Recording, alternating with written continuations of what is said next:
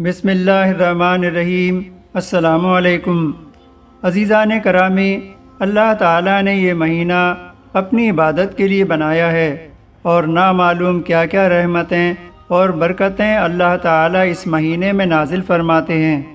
اس مہینے میں روزے رکھنا فرض ہیں اور تراویح کی نماز پڑھنا سنت ہے، اور ہم سب اس کا اہتمام کرتے ہیں۔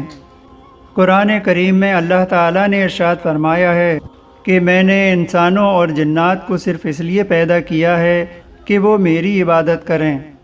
اس پر فرشتوں نے اللہ تعالیٰ سے عرض کیا تھا کہ اے اللہ، یہ کام تو ہم بخوبی انجام دے رہے ہیں، لیکن دوستو، فرشتوں اور انسانوں کی عبادت میں بہت فرق ہے۔ فرشتے جو عبادت کرتے ہیں ان کے مزاج میں اس کے خلاف کرنے کا امکان ہی نہیں ہے۔ نہ ان کو بھوک لگتی ہے، نہ پیاس لگتی ہے، نہ ان کو شہوانی تقاضا ہوتا ہے، اور نہ ہی ان کے دل میں گناہ کا وسوسہ آتا ہے۔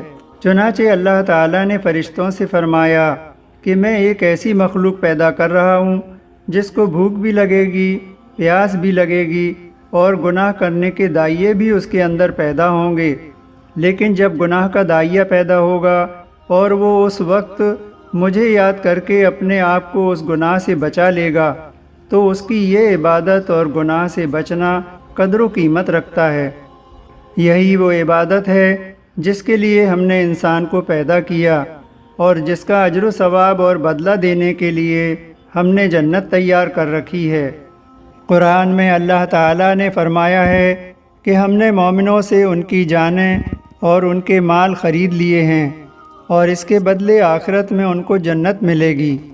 لہٰذا اگر اللہ کی طرف سے یہ حکم ہوتا کہ تمہیں کوئی دوسرا کام کرنے کی ضرورت نہیں، صرف سجدے میں پڑے رہا کرو اور اللہ اللہ کیا کرو، تو یہ حکم انصاف کے خلاف نہ ہوتا، کیونکہ اللہ تعالیٰ نے ہمیں پیدا ہی اپنی عبادت کے لیے کیا ہے۔ لیکن قربان جائیے ایسے خریدار پر کہ اللہ تعالیٰ نے ہماری جان و مال کو خرید بھی لیا اور اس کی قیمت بھی پوری لگا دی، جنت، اور یہ جان و مال ہمیں لوٹا بھی دیے کہ یہ جان و مال تم اپنے پاس رکھ لو، اور ہمیں اجازت دی کہ تم کھاؤ، پیو، کماؤ اور دنیا کے کاروبار کرو، بس میری عبادت اور اطاعت کرو، 5 وقت کی نمازیں پڑھ لیا کرو، اور گناہ کے کاموں سے پرہیز کرو، باقی جس طرح چاہو کرو۔ یہ اللہ تعالیٰ کی عظیم رحمت اور عنایت ہے۔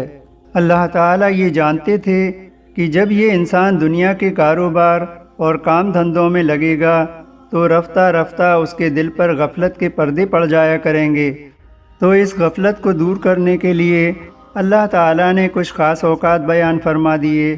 ان میں سے ایک رمضان المبارک ہے۔ تو اللہ تعالیٰ نے حکم فرما دیا کہ اس مہینے میری عبادت کی طرف لوٹ آؤ، اور عبادت میں لگ کر تم سے جو بھی گناہ سرزد ہوئے ہیں انہیں بخشواؤ۔ ایک حدیث ہے کہ نبی کریم صلی اللہ علیہ وسلم نے شعبان کی آخری تاریخ میں ہم لوگوں کو واعظ فرمایا کہ تمہارے اوپر ایک مبارک مہینہ آ رہا ہے جس میں ایک رات ہے شب قدر، جو ہزاروں مہینوں سے افضل ہے۔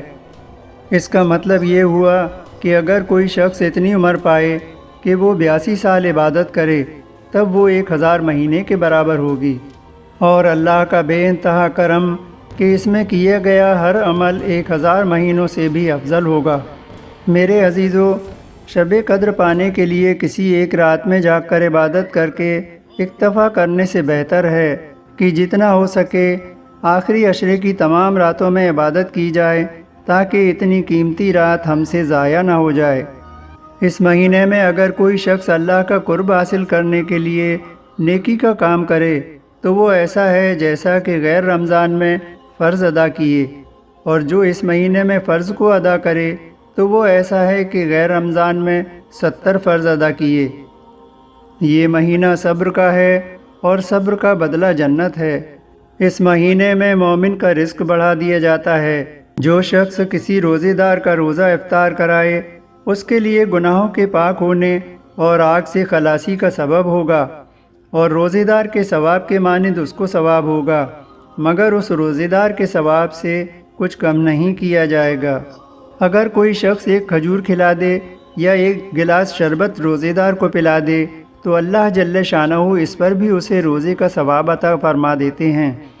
نبی کریم صلی اللہ علیہ وسلم نے فرمایا، جو شخص کسی روزے دار کو پانی پلائے تو اللہ تعالیٰ اسے میرے حوض کوثر سے ایسا پانی پلائیں گے کہ جنت میں جانے تک اسے پیاس نہ لگے گی۔ یہ ایسا مہینہ ہے کہ اس کا اول حصہ اللہ کی رحمت ہے، درمیانی حصہ مغفرت ہے اور آخری حصہ آگ سے آزادی ہے۔ پیارے نبی صلی اللہ علیہ وسلم نے فرمایا کہ اس مہینے 4 چیزوں کی کثرت رکھا کرو۔ پہلی 2 چیزیں جن سے تم اپنے رب کو راضی کرو وہ کلمہ طیبہ اور استغفار کی کثرت ہے، اور دوسری 2 چیزیں ہیں جنت کی طلب کیا کرو اور جہنم سے اللہ کی پناہ مانگو۔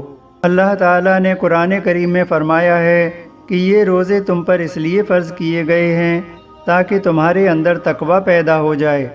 تو رمضان کا اصل مقصد گناہوں کو بخشوانا اور دلوں میں تقوی پیدا کرنا ہے۔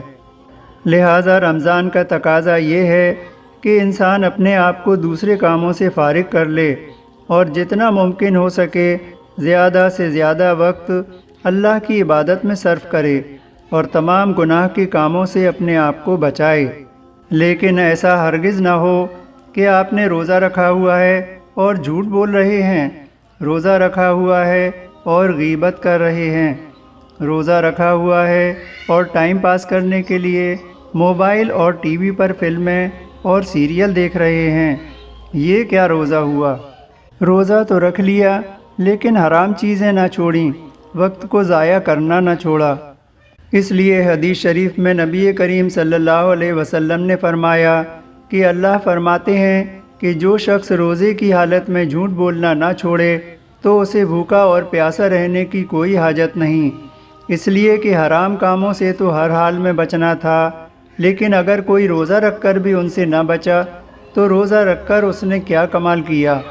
ایسے روزے سے روزہ نہ رکھنے کے گناہ سے تو بچ گیا مگر روزے کے ثواب اور برکات سے محروم ہو گیا۔ روزہ رکھنے کا مقصد تو تقوی حاصل کرنا ہے۔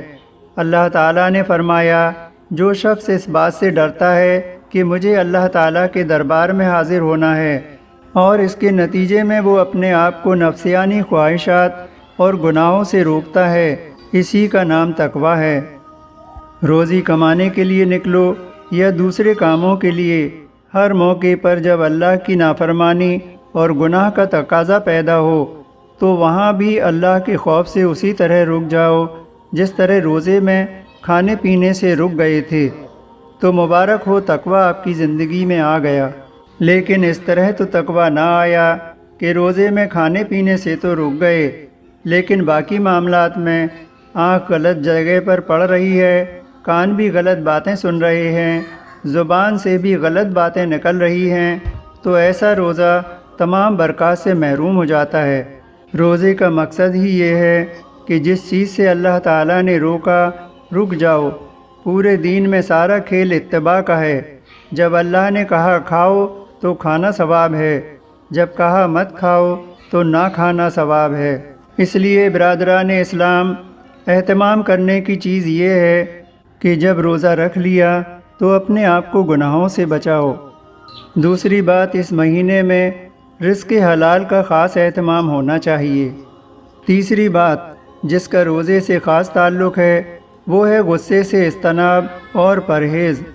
نبی کریم صلی اللہ علیہ وسلم نے فرمایا ہے کہ یہ ایک دوسرے سے غمخواری کا مہینہ ہے، اس لیے غصہ اور غصے سے ہونے والے جرائم اور گناہ مثلاً جھگڑا، مار پٹائی، تو تکار، ان سب چیزوں سے پرہیز کریں۔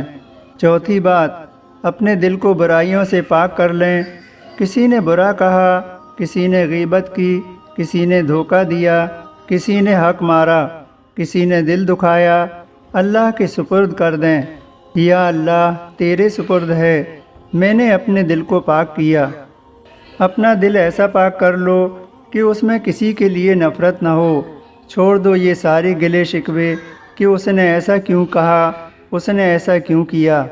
یہ بہت ہی مشکل کام ہے جو بہت کم لوگ کر پاتے ہیں، اس لیے یہ اتنی بڑی عبادت ہے کہ بڑی بڑی نفلوں والے تمہیں نہیں پکڑ سکیں گے۔ پیارے نبی صلی اللہ علیہ وسلم نے فرمایا ہے کہ اگر تم اپنا دل پاک کر لو تو جنت کی ضمانت میں لیتا ہوں۔